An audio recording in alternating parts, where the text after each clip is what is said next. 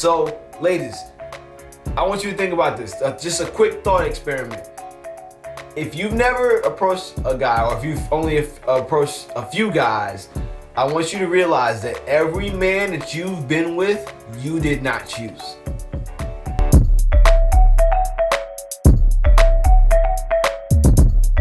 So, with the first question, hit me with it. Should women Okay. approach men Okay. or let men approach them? Ladies, feel me on this. You need to be approaching men. I also agree that women need to be approaching men. Matter of fact, take the genders out. Approach people you are interested in. Boom! Because that was going to be my first point. Go ahead. The only reason why we have these dynamics set up the way they are is because of the very thing that a lot of women that I know are complaining about, which is patriarchy.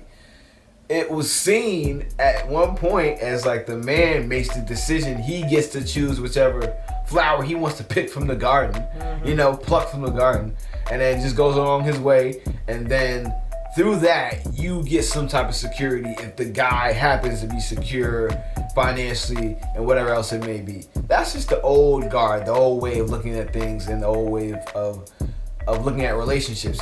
But these days, that does that not work. It's not advantageous to those who actually want to seek and gain a partner that fulfills them in ways and adds to their life rather than sucks the life out of them. You know what I mean? Going back to those toxic relationships that we were talking about.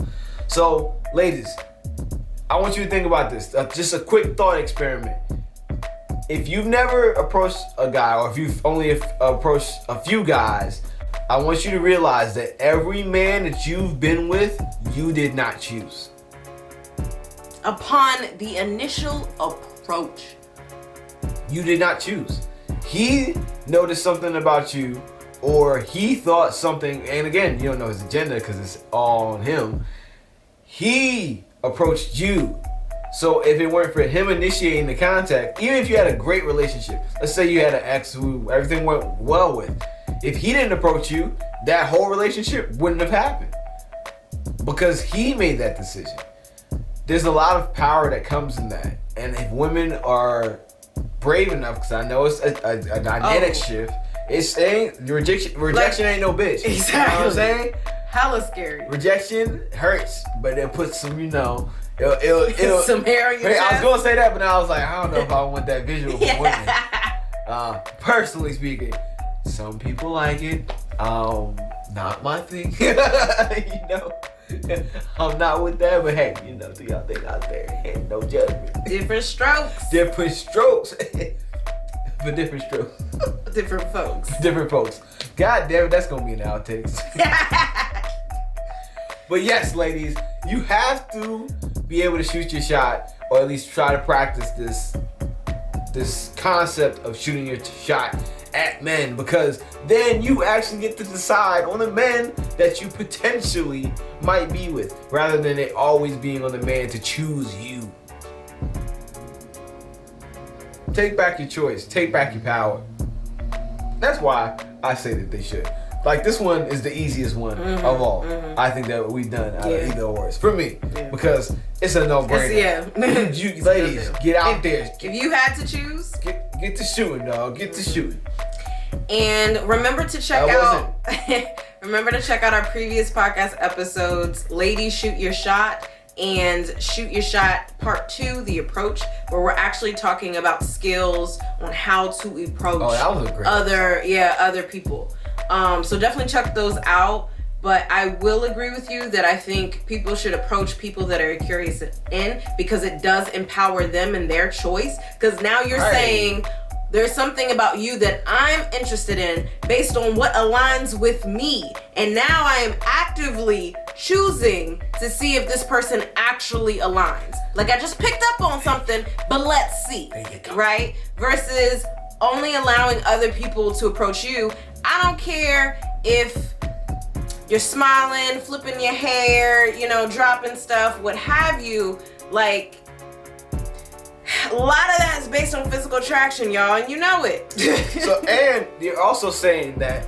So let's get an example. So let's say that you find a guy that you know is gonna be at least a good potential match, because again, y'all don't know anything about each other, and you want to get his attention. Then you doing all the hair flipping and all that extra stuff, everything to communicate non-verbally without communicating verbally. You have a choice to do. Which you have a choice to do, which you, let's be honest, probably aren't doing because of rejection and fear, and you were taught that gender roles. This is the better way to do it, right? So let's say you do all that. And then this great guy, who you still think is great, doesn't pick up on your hints, right? He doesn't pick up on your hints. Then you leave. Does that guy become any less of a better potential match because he couldn't pick up on your cues? I had that idea. I was like, oh, I guess he's not the one for me then. Right. Don't make no sense. And if that's sense. the case, and this is, it's not going to be apples to oranges because, again, gender dynamics never really are. But this is a similar thing to when guys approach a fine-ass woman and then when they get rejected, oh, she ugly anyway. You see how you just negated what you actually thought was real because of the approach, because you didn't get the response of from the approach that you put out there, the bait that you put out there, basically. Like, just because nobody was biting, you're like, oh, well, that fish was probably small anyway. Nah, that's the biggest fish in the pond. You just didn't have the right bait. You didn't communicate. Maybe you would just stuck your hand in. I'm just kidding. I don't know about fishing like that. Yeah, man. But in my example, the point is, you got to be for real about putting yourself out there and shooting your shot, because someone's inability to recognize cues or be able to pick up on hints doesn't mean that they're going to be a bad partner. That's ridiculous. So you're missing out on potentially great guys because they don't know how to pick up hits. That's it? That's the whole reason? That don't make sense to me.